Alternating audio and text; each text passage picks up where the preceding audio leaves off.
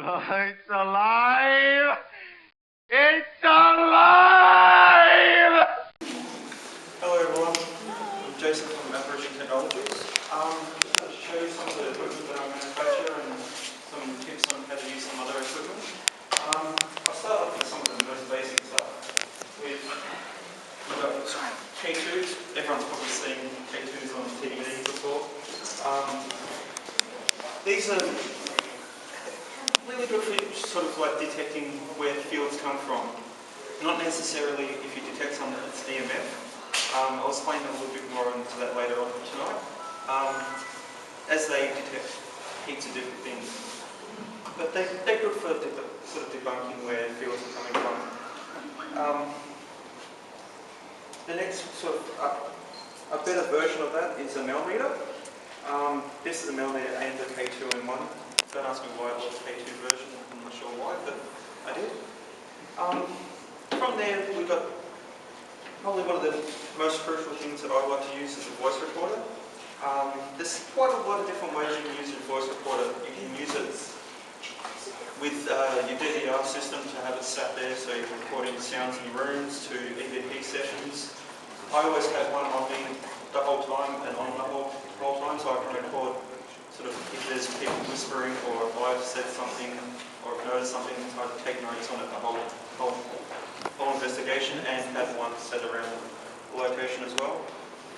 Another good thing to use with these, this is a rotative diode. When looking at these rotatives, there's a couple of important things to look for when you're purchasing them. Make sure they have a lead and about probably a foot to 2 foot minimum sort of length. And it's very important that the lead's on there, as any sort of digital fields from the voice recorder itself will create sort of false sounds and so forth, and that it has an external antenna. If you have internal antennas, they have the same sort of problem. They pick up the noise from the tuning hardware inside. So you want to make sure that has an external antenna and a lead.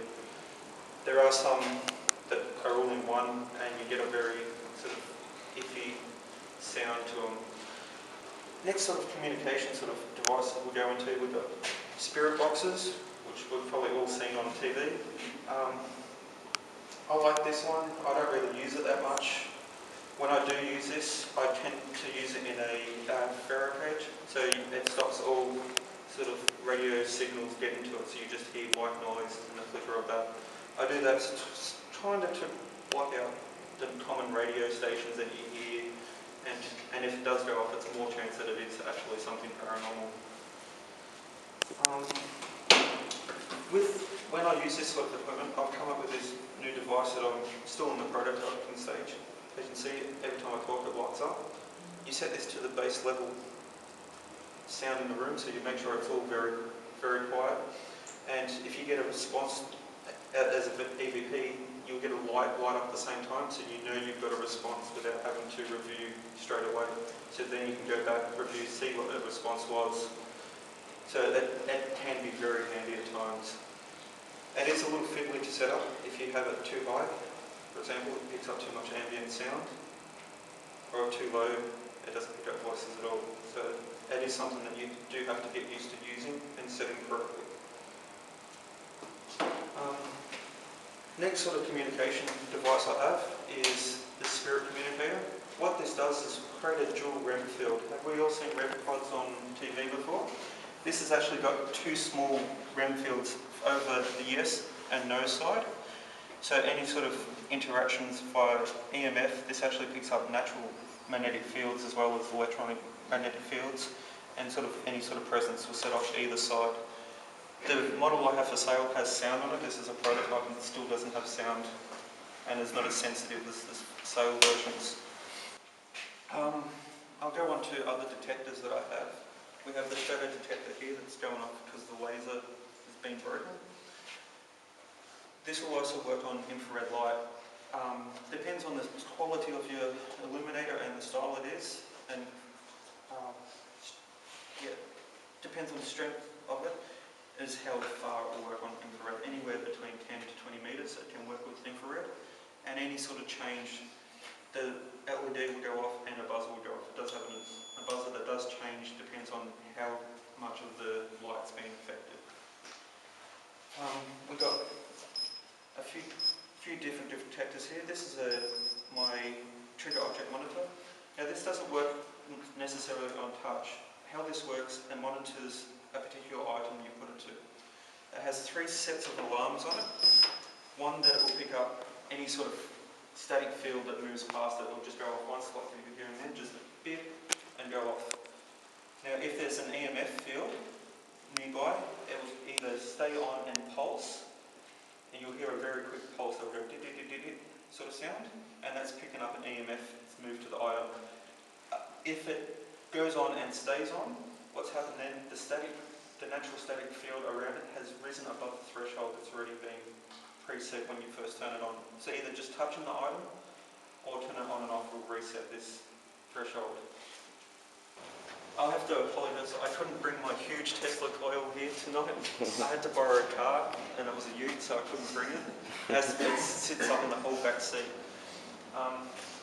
First one, this is actually completely my own design. I designed the circuitry in this and it's the only one like it. It makes no noticeable sparks, so it's completely safe to use. You can touch it as I am now, you don't get any sort of shock from it. It's 100% quiet, but still radiating wireless energy. It's very good to use on, as you can see, the field from this, just go near it, affects equipment over there. It can affect equipment up to, what was on the case, about 50 metres away. It was still setting off equipment. The field is actually that big from this thing, even though there's literally no sparks in the air, and it's working on 1.2 volts. And what's the output? The output, as in what sort of field it makes, or it actually makes an RF field, RF energy. It also does put off EMF. The bottom coil is pretty much like an EM pump sort of thing. So that will make an EM field which creates out to the top an RF field. But it's still completely safe to our bodies. It's not in the harmless range. So that's that one there. It's still light, fairly big lights as well. This is, I think this is 30 watts, so there's more than 30 watts of energy coming off of this. Wow. Now this one here, it only runs on 12 volts. It does make a spark into the air. I like to use both of these on investigations because they're not noisy like the big coils are. The big coils are very, very loud. They interfere with cameras and so forth, but these, they don't actually interfere with anything like that. Relatively silent. This is putting about 30,000 volts into the air, created from 12 volts. As you can see, lights up tubes quite easily, even once still in packets. So there's no trouble. And earlier today, we pulled out one of the tubes that weren't working, and just to show you, these will still even light up. A bit dull, but they still light up. Completely dead tubes. Now this will can run on its own for hours, or as long as you don't go within a foot of it, they're still relatively safe. If I took an earth spike and put it near it, it will jump about a foot. The spark will jump about a foot in length. And these are actually all hand-built on myself as well. Now, this is something I'm still working on. It's a little noisy, but it's still very fun to play with. This is actually made of mostly parts out of old TVs. As you can see, that's a 50,000 volt spark, plasma spark there. Turn the lights off. Jace, you want the lights off for this? Oh no, everyone can see the spark quite fine, can they? Yeah. And this has...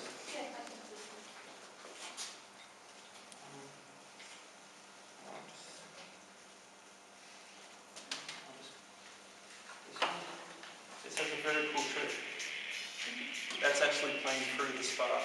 This is the same technology I was talking about in the EM pump, where it makes a field and it modulates that to make sound. This is doing the same thing. So that's what it's doing in the EM field. These are also quite good to use with voice recorders as well, so every time you talk, it's broadcasting that signal through the spark. If you had a portable radio near here, it will actually play the same tune through the radio as well. But it has to be one of the not digital type, the old analog type radios. I'll just disconnect this for a second. This will also play this. We've got a little joke that's loaded. Where's mine? This will also play the spark. And as the spark gets bigger, you hear the volume goes up. That's amazing. Where's mine, dude?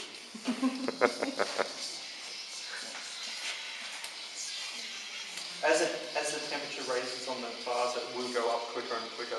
Because how these actually work, the actual arc gets hot, and as the air around it rises, the hot air rises, the spark moves with it, and the gap can get bigger because the actual hotter air is easier for the spark to jump across.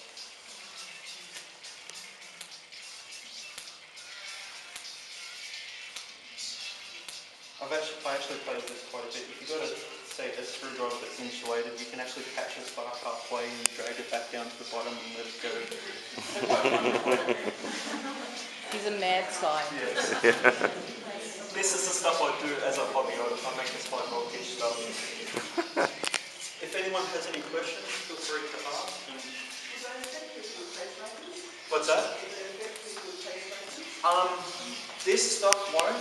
If I had my bigger Tesla coils, they will. These small ones don't put out a big enough field to interfere with anyone with implants or pacemakers and so forth. Just make the sound and just work normal.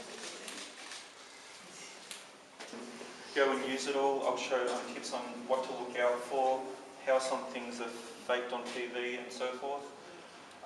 So if you wanted some more advanced sort of techniques on how to use things, come back in probably a couple of hours and we'll have it all set up upstairs for everyone to use. Yeah, I yes, thought so. After midnight start. Yep. All done, mate? Yeah, thanks very much for coming up and having a talk and seeing my gadgets. Thanks heaps, mate. No problem. Well done.